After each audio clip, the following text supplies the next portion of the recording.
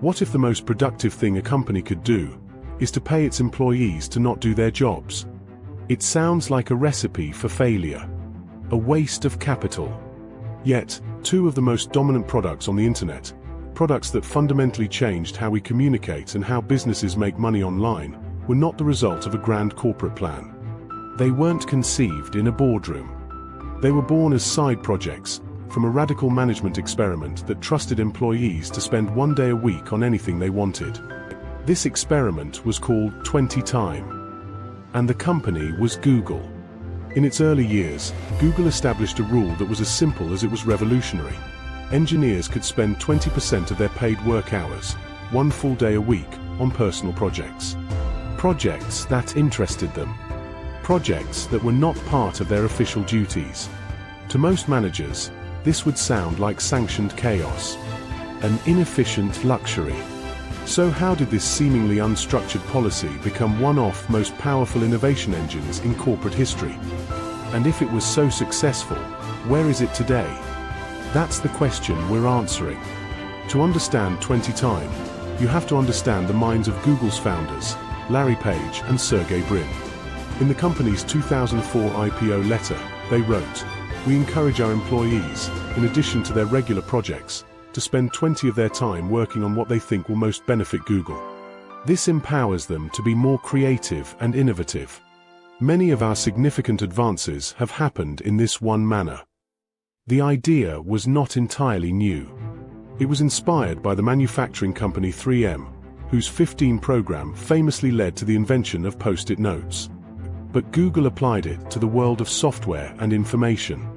In the early 2000s, Google was growing at an explosive rate.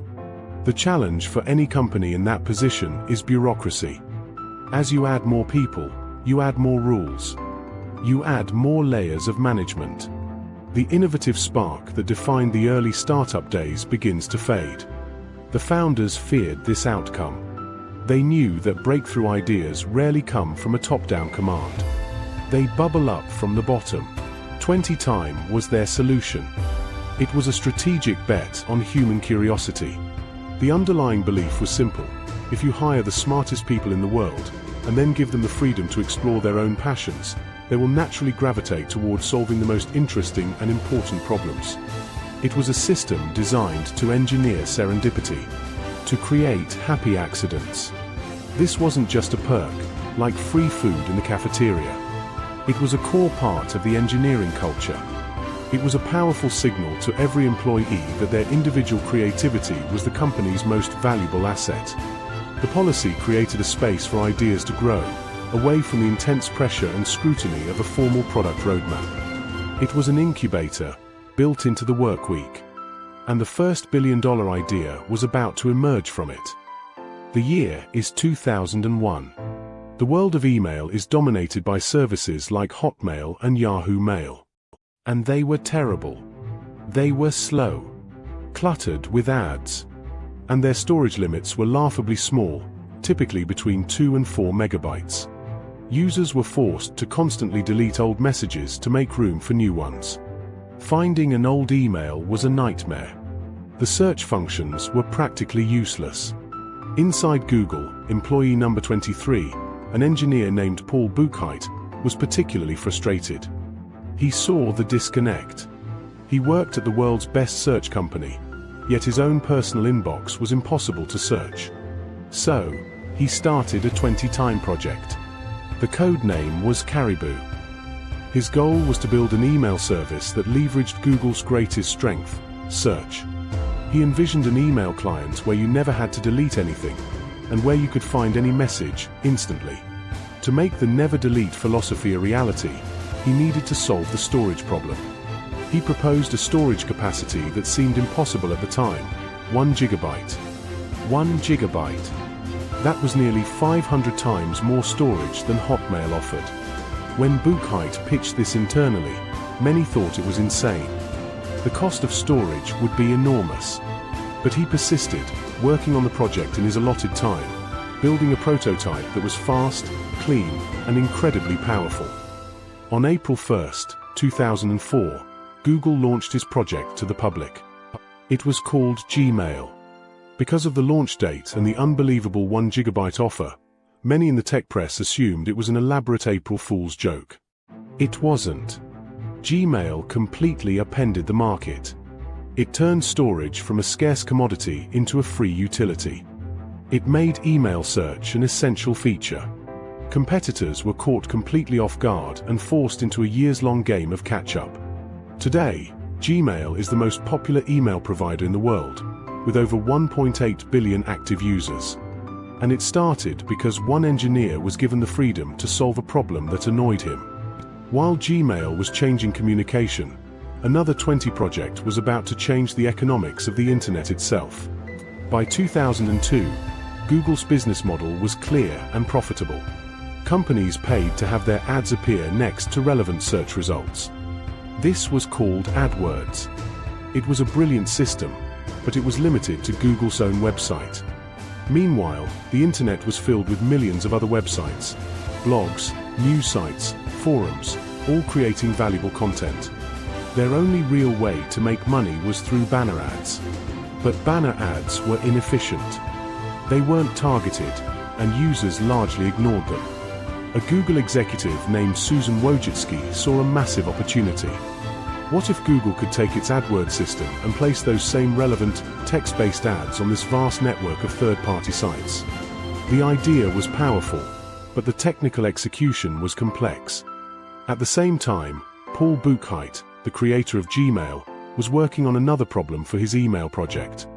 He wanted to see if he could scan the content of an email and automatically display relevant ads next to it. As a 20-time experiment, he built a system that did just that. When Wojcicki and others saw Buchheit's ad-serving prototype, the pieces clicked into place. They realized this was the technology that could power their vision for a massive ad network. This internal project proved the concept was viable. Google then accelerated the plan by acquiring a company called Applied Semantics, which had developed a similar technology. Merging the internal vision, the 20-time prototype, and the acquired technology, Google launched AdSense in 2003. The impact was immediate and profound. For the first time, a small blogger in Ohio could make money from the same sophisticated advertising system as a major corporation. AdSense democratized online advertising, creating a revenue stream for millions of content creators and publishers. It transformed Google from just a search engine into the central hub of the internet's economic engine. In 2023 alone, Google's network revenues, driven primarily by AdSense, generated over $30 billion. So, what was the real secret behind 20time? It wasn't simply about giving employees free time. Many companies offer perks. This was different.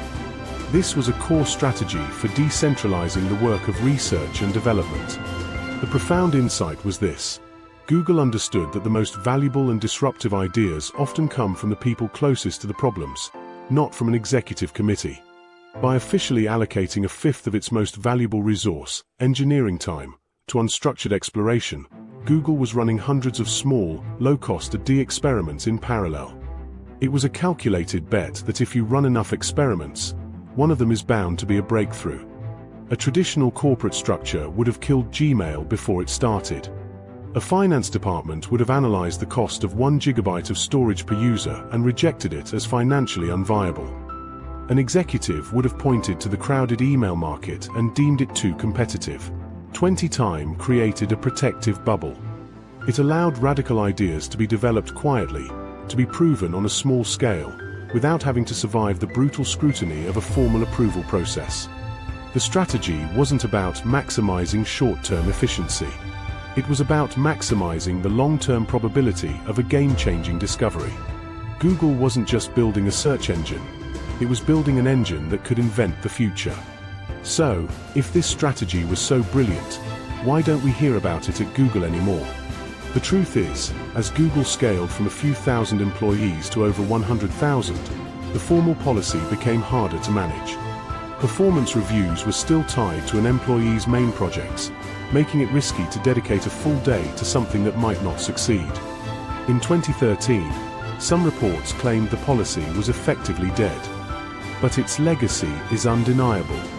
While the formal rule has faded, The spirit of 20 Time lives on in Google's culture and in dedicated innovation labs like its Area 120 incubator. The broader business lesson is a powerful one.